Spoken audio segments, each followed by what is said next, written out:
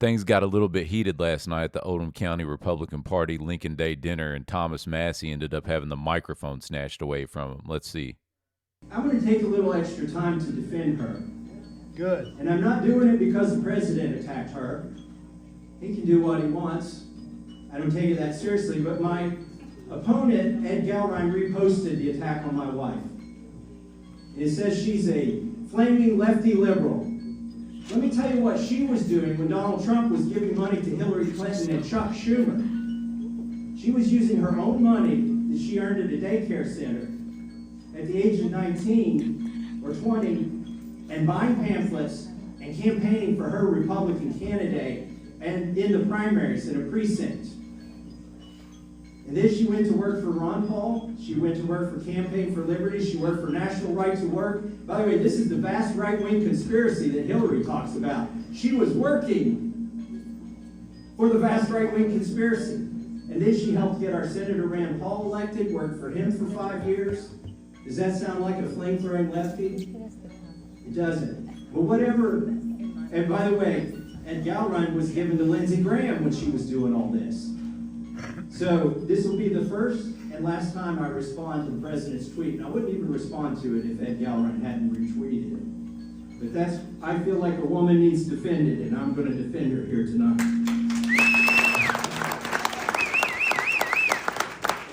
Something else that I fought on, in 2020, I was the only person, Republican or Democrat, who said that the COVID bailouts were going to cause inflation. A $2 trillion bill they tried to pass by unanimous consent.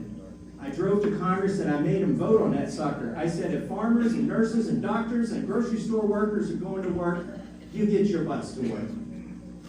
They hated me for breathing air that day. CNN called me the most hated person in Washington, D.C. That's the first time they ever got the news right. I said there would be fraud in these PPP programs. I never guessed I'd be running against a candidate who participated in fraud. That's right, Ed Gallrein took 2 PPP loans, not one, didn't pay either of them back. They didn't know these would be public information. Come up here and hug me. All right, I'm about to finish. Ed Gallrein never paid back that loan, and he took it for baling hay. Listen, if you want a rubber stamp, you can vote for my opponent. If you want somebody who makes up their own mind and does things for you, the chain of command does not go to the commander-in-chief when you are a congressman. You work not for the Speaker of the House. I vote for you. So while he's talking, you can hear those timers going off, and that's what the people that are defending the Republican Party, like the mainstream Republicans they're saying, well, he went over his allotted time. That's why the microphone was snatched away from him. But he says, look, I'm going to take a little bit of extra time, and I'm going to defend my wife because his opponent in the primary for his congressional seat, Ed Gallrein, retweeted a post from Donald Trump that basically attacked Thomas Massie's wife, which this is his new wife. He had a wife that died a year ago, which Donald Trump took a shot at her just after her death. So he's got a history of going after his wife. But Thomas Massie's like, hey, look, no, like, I'm not going to let y'all just dog my wife out. Like, my wife is a real conservative. She worked for Ron Paul. Like, she's actually about liberty and the Constitution. And he goes on to call out Trump for making donations to Hillary Clinton and Chuck Schumer, Ed Gallrein for donating to Lindsey Graham, who's definitely not a small government conservative. Then Thomas Massie goes on to talk about how he was fighting against the PPP loans. That was the Payroll Protection Plan loans. That was part of the COVID recovery stuff and the CARES Act. And Thomas Massie's talking about how Ed Gallrein took out a couple of these loans for baling hay. And I was able to find one on one of the accountability websites, but $5,000 for baling hay. It said one employee. I guess it's either himself or one person, but so he got a $5,000 loan and he was able to basically just pocket that money and keep it.